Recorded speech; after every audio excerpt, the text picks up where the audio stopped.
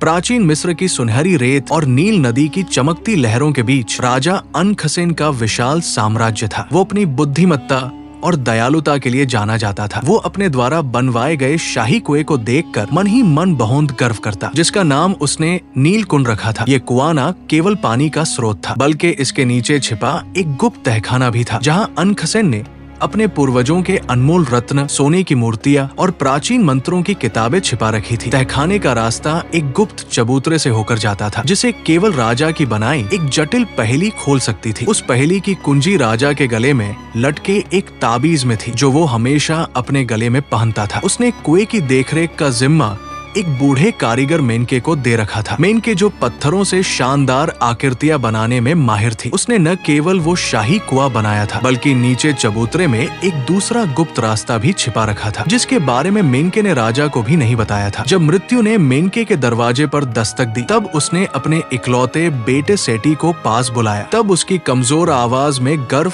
और डर का मिश्रण था। सेठी, मेरे बेटे, उसने फुसफुसाते हुए कहा, मैंने तुम्हारे लिए एक रहस्य छिपा रखा है। वो शाही कुएं के चबूतरे में मैंने एक गुप्त रास्ता बना रखा है, जिसकी भनक राजा को भी नहीं है। जिसे खोलने के लिए तुम्हें पत्थरों को एक खास क्रम में दबाना होगा। उसने सेठी को खोलने के सारे क्रम बता दिए और आंखों में आंसू लिए बोला, बेटा, लालच से बच के रहना। ये रास्ता तुम्हारी ताकत हो सकती है और अभिशाप भी। जिसके बाद मेनके की आंखें हमेशा के लिए बंद हो गई। सेठी अपने पिता की मृत्यु देख फुट फुट कर रोने लगा। अब सेठी जो गरीबी में पला बड़ा था, पिता की मृत्यु ने उसे बिल्कुल अकेला छोड़ दिया, सिवाय उसके दोस्त जोसेर के, जो उसके लिए अपने भाई जैसा था। एक रात जब गरीबी की ठंडी हवा सेठी के दिल को चीर रही थी, तब उसने जोसेर को अपने पिता द्वारा बनाए रहस्य को बताने का निर्णय लिया। उसने जोसेर को एक एक कर सारी बातें बता दी। सारी बातें गौर से सुनने के बाद जोसेर की आंखें चमक उठीं और दोनों ने मिलकर एक निर्णय लिया कि बस थोड़ा सा खजाना वो तहखाने से निकालेंगे, ताकि अपनी गुर्बत वाली जिंदगी से छुटकारा पा सके। एक चांदनी रात में वे दोनों कुएं के पास पहुंचे। सेठी की उंगलियां कांप रही थी, जैसे वो अपने पिता की चेतावनी को फिर से सुन रहा हो। उसने पत्थरों को सही क्रम में दबाया और चबूतरा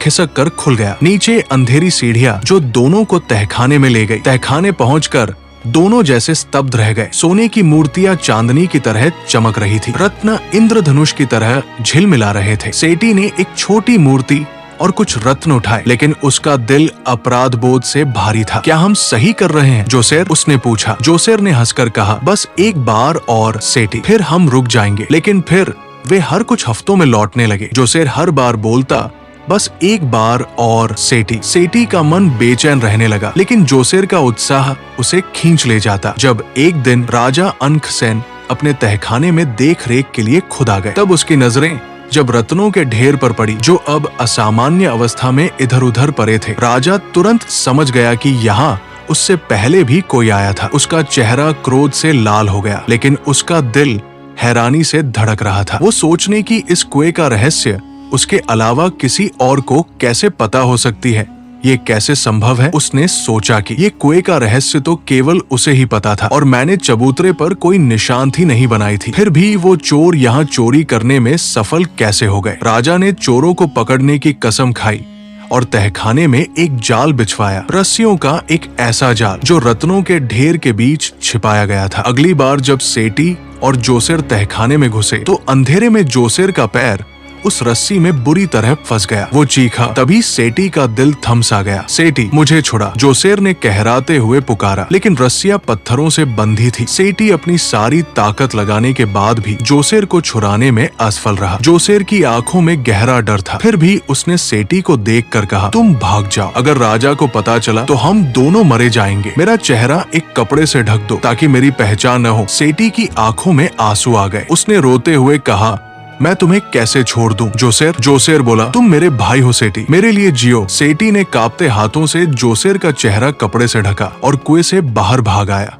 अगले दिन जब राजा वापस आया तो उसने जाल में फंसी एक लाश देखी। उसका चेहरा कपड़े से ढका था। अनखसेन का गुस्सा आश्चर्य में बदल गया। ये चोर कोई साधारण इंसान नहीं, उसने सोचा। उसने लाश को महल के बाहर लटकाने का आदेश दिया और सिपाहियों को सख्त हिदायत दी, जो कोई भी लाश के पास रोता या संदिग्ध दिखे उसे पकड़ लो। तभी सेठी की माँ नेफ्टरिन को जब ये खबर मिली, वो आंखों में आंसू और गुस्सा लिए फूट फूट कर रोने लगी और सेठी से बोली, जोसेर मेरे बेटे जैसा था, उसकी आत्मा भटकेगी अगर उसका अंतिम संस्कार न हुआ। तुम्हें उसकी लाश लानी होगी। सेठी का दिल डर में डूब गया। वो जानता था कि ये काम खुद आत्महत्या जैसा है, लेकिन माँ का दुख और जोसेर की आखिरी मुस्कान उसे बार बार सता रही थी। उसने ठान लिया कि वो जोसेर की लाश को वापस लाएगा। सेठी ने एक चाल सोची और एक बैलगाड़ी ली जिनमें शराब की मटकियां भरी थी। उसने शराब में नींद की दवा मिलाई और बैलगाड़ी के साथ महल के बाहर जाकर खड़ा हो गया। उसका दिल धड़क रहा था, जैसे हर कदम पर मौत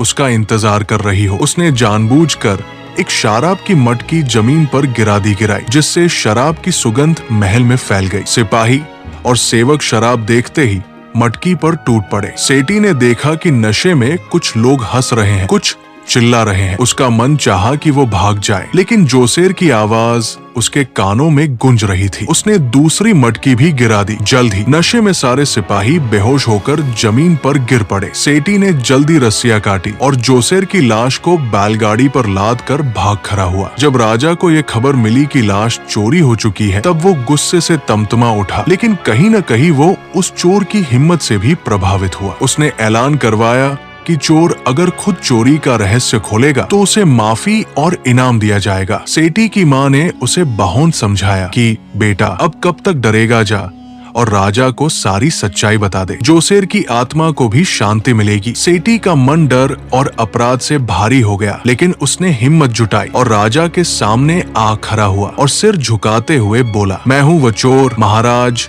और कांपाते आवाज में पूरी कहानी राजा को सुना दी। पिता का रहस्य, जोसेर के साथ चोरी और उसकी मौत। उसकी आंखों में आंसू आ गए जब उसने बताया कि कैसे उसने जोसेर की लाश को बचाने की कोशिश की थी। राजा अनखसेन ने उसकी ओर देखा, तब उसका चेहरा गुस्से से नरम हो चुका था। उसने कहा, तुमने लालच किया, लेकिन अपने दोस्त के लिए अपनी जान जोखिम में डाली। मिस्र में कई चतुर लोग हैं, लेकिन तुम्हारा साहस और वफादारी अनमोल हीरे जैसा है। राजा ने सेठी को माफ कर दिया और उसे अपने महल में सलाहकार के रूप में नियुक्त कर लिया। सेठी ने कसम खाई कि वो कभी लालच नहीं करेगा और अपने दोस्त की याद को हमेशा जिंदा रखेगा।